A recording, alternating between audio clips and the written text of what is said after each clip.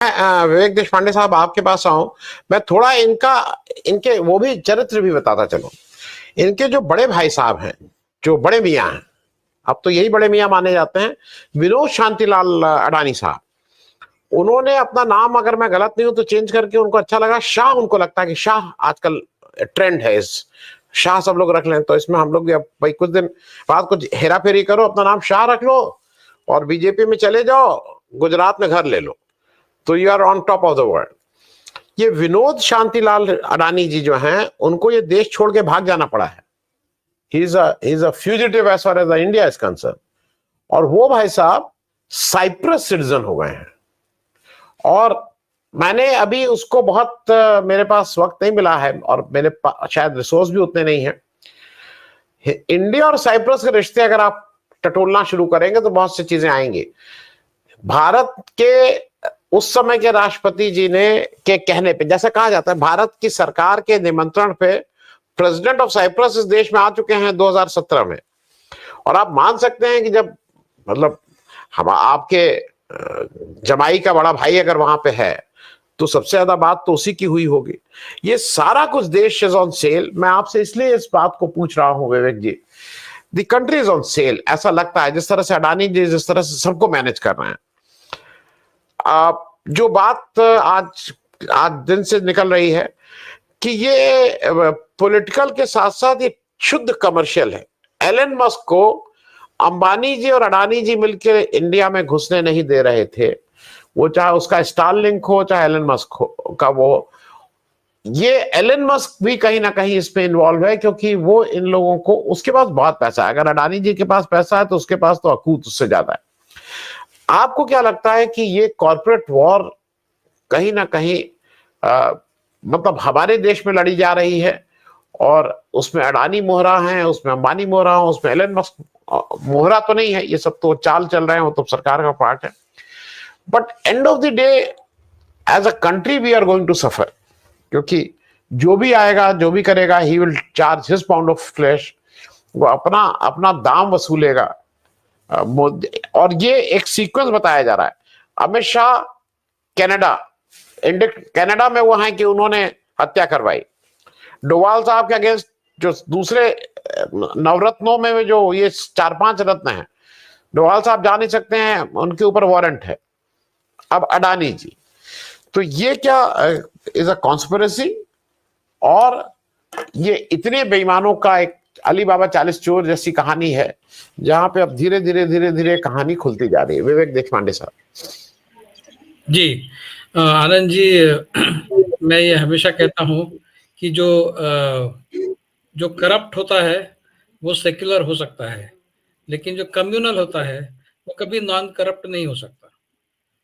he has to be she has to be necessarily corrupt, क्योंकि communalism का agenda जो है, अगर आपको पुश करना है तो आपको करप्शन करना ही पड़ता है।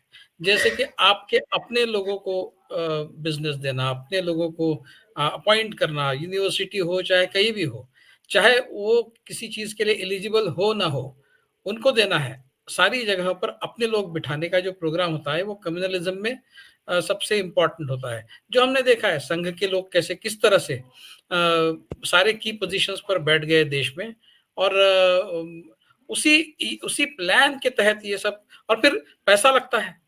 कम्युनलिज्म का एजेंडा ऐसा होता है जो लोगों को एकदम भाता नहीं है, और वो लोग उसको, मतलब संघ 100 साल से संघ काम कर रहा है, लेकिन लोग अभी तक पूरी कन्विंस नहीं हुए हैं संघ के प्रोग्राम से। कुछ 37% ही लोग उनको वोट करते हैं। तो फिर अगर आपको अपना पॉइंट ऑफ व्यू दबाकर आगे बढ़ाना है तो आपको पैसा लगता है, और पैसे के लिए फिर ये सब, और इनका तो प्रिंसिपल है कि राजनीति में सब जायज है, साम दाम दंडभेद सब जायज है, और ये करप्शन से बिल्कुल हिचकिचाते नहीं है। करप्ट टू द कोर है। आप देखिए, आप संघ का जो राष्ट्रीय स्वयंसेवक संघ का जो फाइनेंसिंग है उसमें बिल्कुल ट्रांसपेरेंसी नहीं है। वो कैसे फंड जमा करते हैं गुरु दक्षिणा के नाम पे, और किस तरह से वो फंडों का उसका इस्तेमाल होता है, क्या है, किसी को पता नहीं है। उसकी कोई स्क्रूटिनी नहीं है, उसके बारे में कोई जानकारी आम आदमी को नहीं है। तो कहने का मुद्दा ये है कि ये इनको पैसा लगता है। आज देखिए सारे जो कॉर्पोरेट सोशल रिस्पॉन्सिबिलिटी के जो जितने भी फंड है, वो सारे के सारे ज्यादातर संघ और संघ से जुड़े जो संगठन है, उनके कार्यों में ज्यादातर लगते हैं। मतलब बिल्कुल बंदूक की नोक पे चलिए, निकालिए, आपका सीएसआर फंड हमारे लिए, ये हो रहा है। और सीएसआर फंड बाकी लोगों को बिल्कुल भी नहीं मिल रहा है। और जो एनजीओस जो सरकार की लाइन टो नहीं करते, उन एनजीओस को जहां से इनको कहीं से पैसा मिलता है, तो ये कहते हैं कि सोरोस का पैसा है, इसका पैसा है, तो ये उनके ऊपर चोरी का इल्जाम लगाते, चाहे वो ऑक्सफैम रहे, चाहे बीबीसी रहे, जो अपने आप में बहुत क्रेडिबल इंस्टीट्यूशंस है, सेंटर फॉर पॉलिसी रिसर्च रहे। ये इस तरह की कॉन्स्पिरेसी थ्योरीज उनके खिलाफ, ये जो विवेक देबरॉय जिनकी डेथ हो गई, मैं पूरा बैकग्राउंड बता रहा हूँ आपको। इन्होंने इंडियन एक्सप्रेस में उनके मौत से पहले एक आर्टिकल लिखा था, उसके साथ में कोई को ऑथर्स भी थे। उसमें ऐसी थियरी रखी थी कि भारत में जो फीमेल इन्फेंटिसाइड होता है, उसके लिए ये इंटरनेशनल ऑर्गेनाइजेशन जिम्मेदार है, जो जिनको भारत ने पॉपुलर कंट्रोल के लिए अपने देश में इन्वॉल्व किया था। रॉकफेलर फाउंडेशन है, इस तरह की जो संगठनाएं हैं जो इस तरह के पैसे देते हैं, फंडिंग करते हैं, उन सारों को इन्वॉल्व किया था पॉपुलेशन कंट्रोल के प्रोग्राम में कई दशकों पहले। उन्होंने वो जो एमनायोसेंटेसिस का जो टेस्ट होता है, जो फीमेल वो जो फिटिसाइड फिटस को ये डिसाइड करने का जो होता है, वो टेस्ट उन्होंने लाया। और उसके चलते फिर ऐसा हुआ देश में कि अगर बच्चियां पैदा होती है तो उनको मार दिया जाए। तो ये पूरा जिम्मा जो है उनके ऊपर, मतलब ये वेस्टर्न इन्फ्लुएंस की वजह से हमारे यहाँ इस तरह का कल्चर है, वरना हमारे यहाँ सती वगैरह तो थी ही नहीं, ये सब झूठ बात है। तो ये लोग बहुत कॉन्स्पिरेसी के तहत ऐसे लोगों के फंड्स बंद करवाते हैं जो कुछ सचमुच अच्छा काम कर रहे हैं, और ये अपने गलत कामों के लिए पैसा इकट्ठा करते हैं, जिसके लिए करप्शन करना जरूरी है। तो ये करप्शन का जो मॉडल है, इनसे गलती ये हुई है, मतलब देखिए आप, रतन टाटा जैसे आदमी को 2 बार नागपुर के संघ के मुख्यालय में आना पड़ा। मतलब इतनी जोर जबरदस्ती वाला मामला है, जो आदमी को कभी हमने इस तरह से किसी संगठन के स्टेप्स पर जाते हुए नहीं देखा।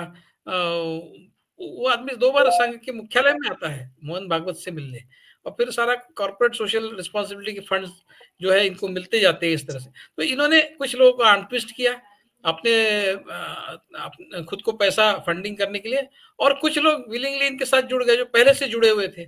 उनमें एक अदानी साहब है, अंबानी भी होंगे, लेकिन अंबानी बिल्कुल उस तरह नहीं है जिस तरह के ये अदानी जी तो पूरे ही, मतलब पता नहीं, मतलब ये तो हमारे मोदी जी के इलॉन मस्क ही है।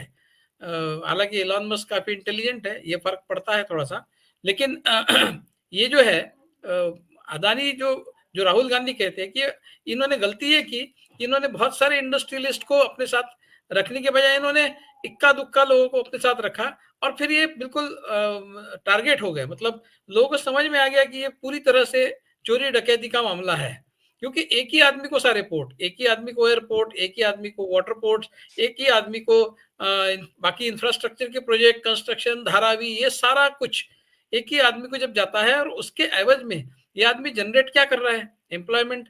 आपने कुछ 18,000 वगैरह कहा, कुछ 24,000 का आंकड़ा मुझे जो मालूम है, 24,000 इनका एम्प्लॉयमेंट का आंकड़ा है। इन्होंने पूरे इनकी जितनी भी, ये पूरी तरह से कैपिटल इंटेंसिव है, इसमें लेबर इंटेंसिव कुछ भी नहीं है, और ये सिर्फ मुनाफा कमाते हैं, इसके एवज में देश को कुछ नहीं मिल रहा है।